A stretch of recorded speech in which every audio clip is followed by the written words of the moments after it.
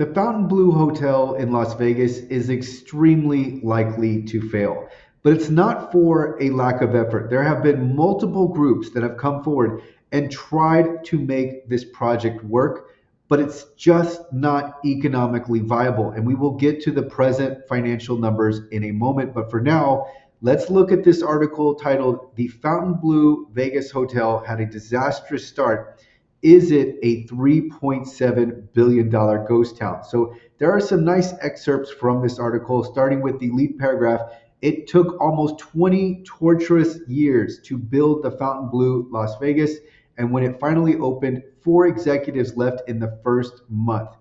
And then it continues on. There are few Vegas projects as snake bitten as the Fountainbleau, what was supposed to be a towering spinoff of the Miami icon. So there's a Miami Fountainbleau, has turned into a nightmare for just about every owner who's taken it on. Not even its grand opening on December 13th could stop the barrage of bad press. And then so this writer takes us through her experience of staying at the hotel. But yeah, snake bitten is definitely an appropriate word for the Fountainbleau, and we're going to go through more of the history in a moment. But this hotel has been riddled with problems from the start, and I remember being intrigued by this the moment I saw it, which was I was visiting my favorite casino in Las Vegas, which is the Riviera, which has been since torn down. But this is right by the Riviera at the end of the strip, and it's just been problematic for so long. And let's continue on with the article, but we'll come back to the Fountainbleau. We'll come back to its history. And then so continuing down, so in 2007, their estimated $2.9 billion Vegas hotel and casino broke ground. Disaster soon followed. In July of that year, construction teams refused to continue, alleging unsafe conditions. And then a month later, three workers plunged 30 feet to the ground. One man's safety harness failed, and he died from injuries. Less than a week after that, three 60-foot concrete slabs fell in the parking garage. And so let's continue on and see if we can get to any more problems. Inside the building, architects and contractors were allegedly having screaming fights over the design.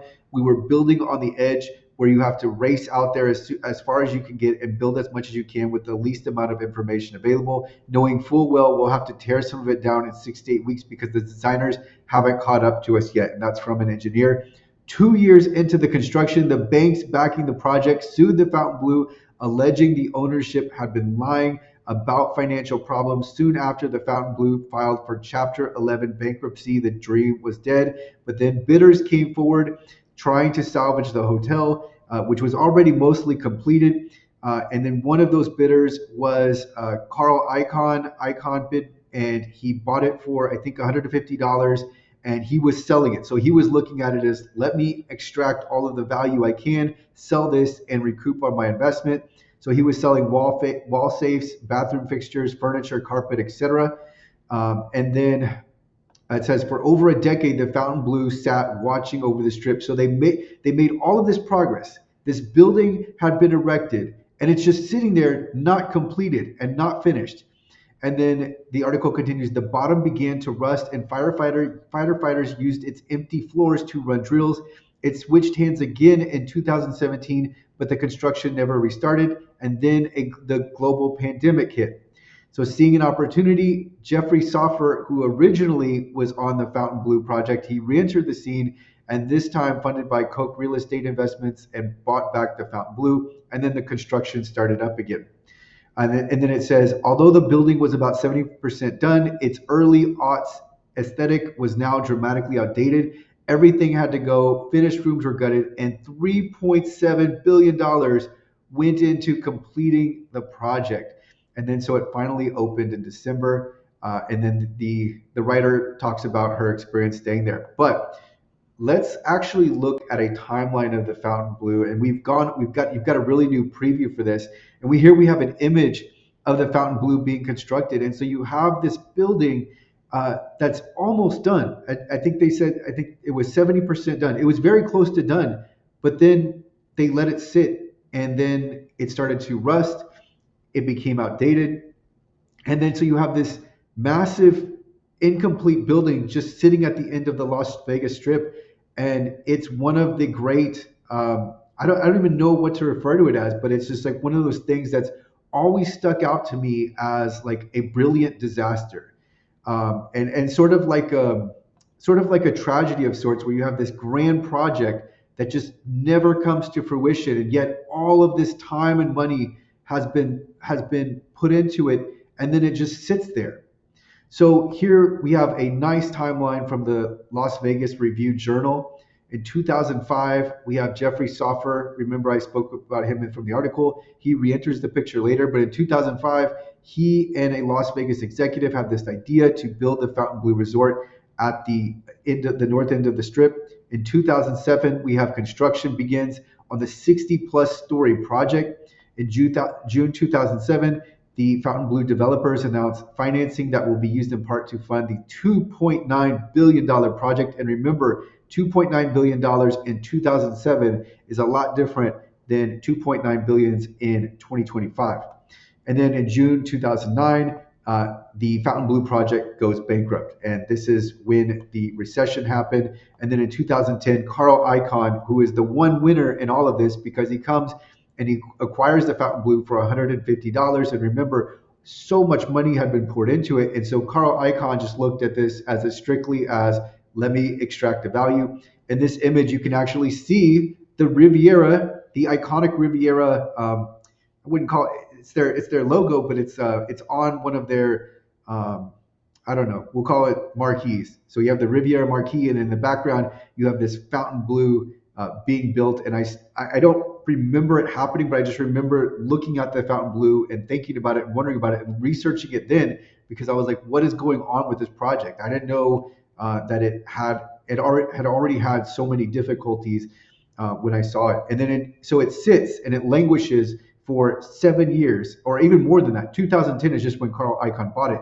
But in 2017, then Icahn sold the project. He was able to flip it for $600 million. So he even made money off of that. So he sells it to developer Steve Witkoff and partners for $600 million.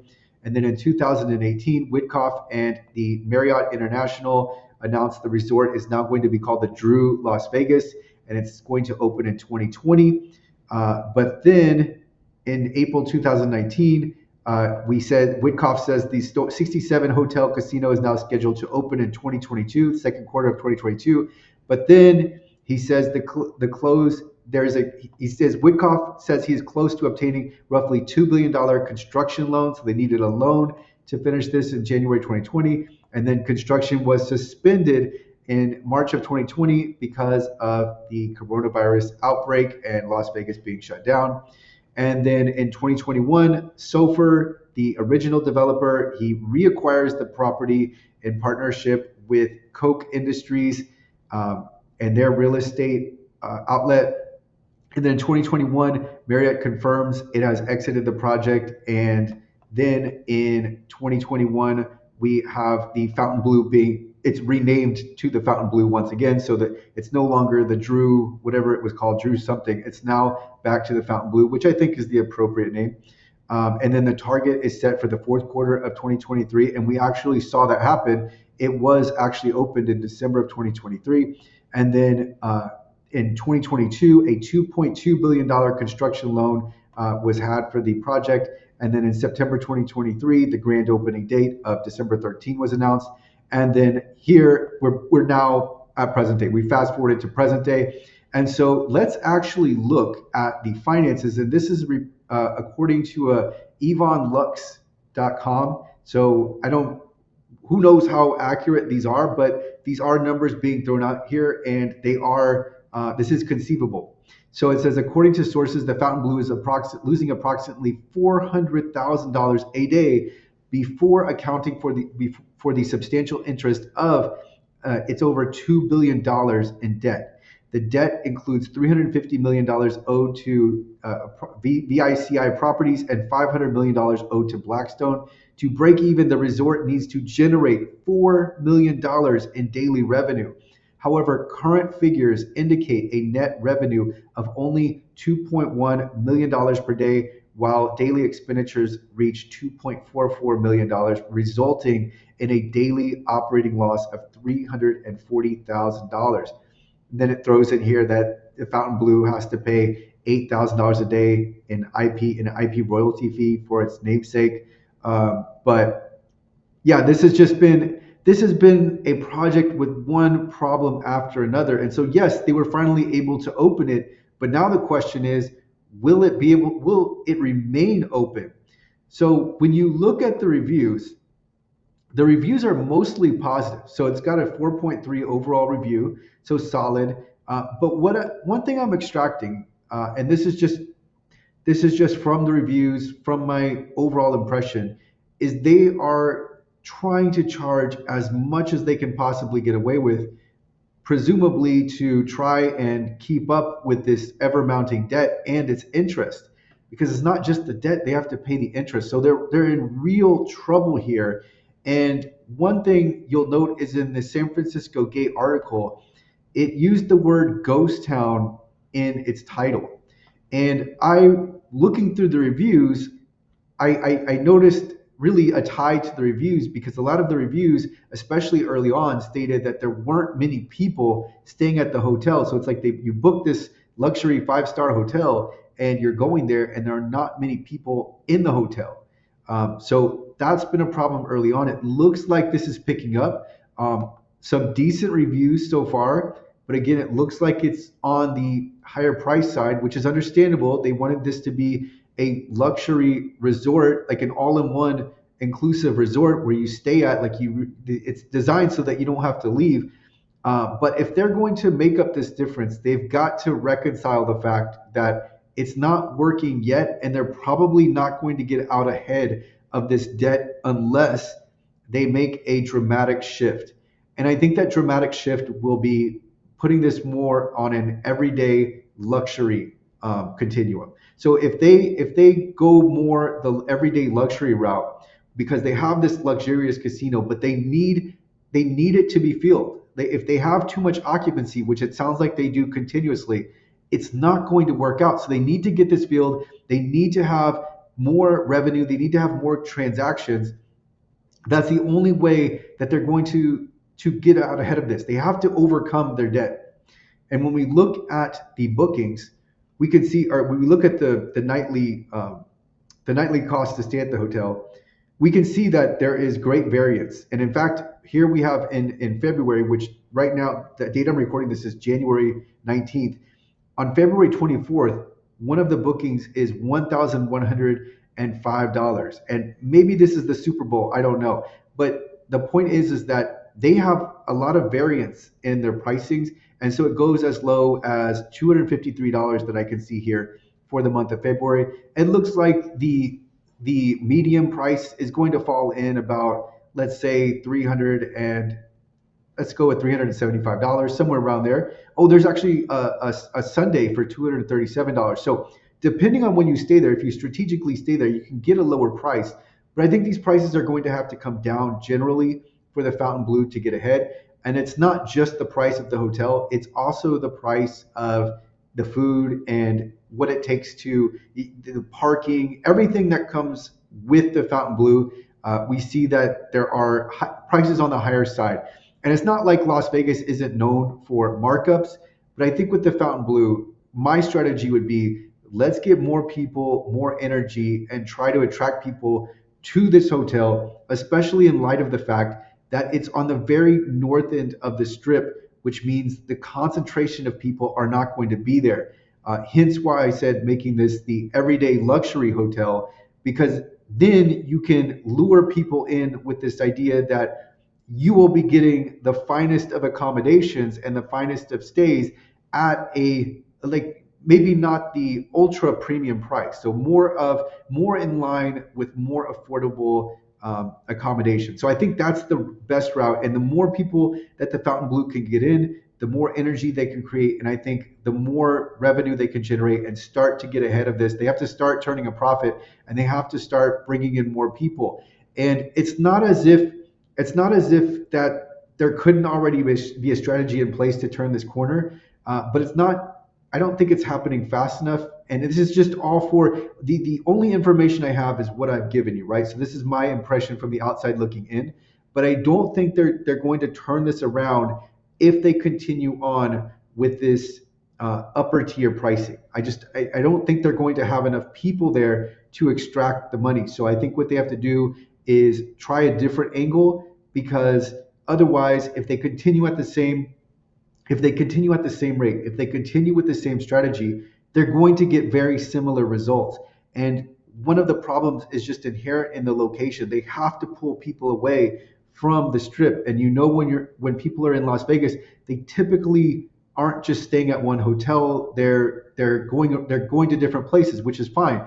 But the idea is we have to get people inside the Fountainbleau. We have to get them here first and then show them how luxurious this is. And when you read the reviews, a lot of people do state that it is a very nice hotel. It is very clean. Of course, there are some reviews that hint at problems with the hotel, but overall, people do have good experiences. This one person writes, great atmosphere. I went on Christmas. It made me really realize that Vegas can be beautiful when it wants to be. Um, yeah, so just a lot of good reviews. I think they have something here, but they have to get ahead of this debt. And I think that the only way to do this is they have to change how they've been operating and not hope that in the future that this all works out. So I would take the line of everyday luxury, bring in people, show them that this is really an amazing, breathtaking hotel, because by all accounts and by the images online, it is. They have invested a lot of money. This is something that is a spectacular experience, but I think they have to focus on value rather than premium tier pricing. So I will link to the articles, including the timeline article, as well as the article on the reported finances for the Fountainbleau. I will link to these in the description.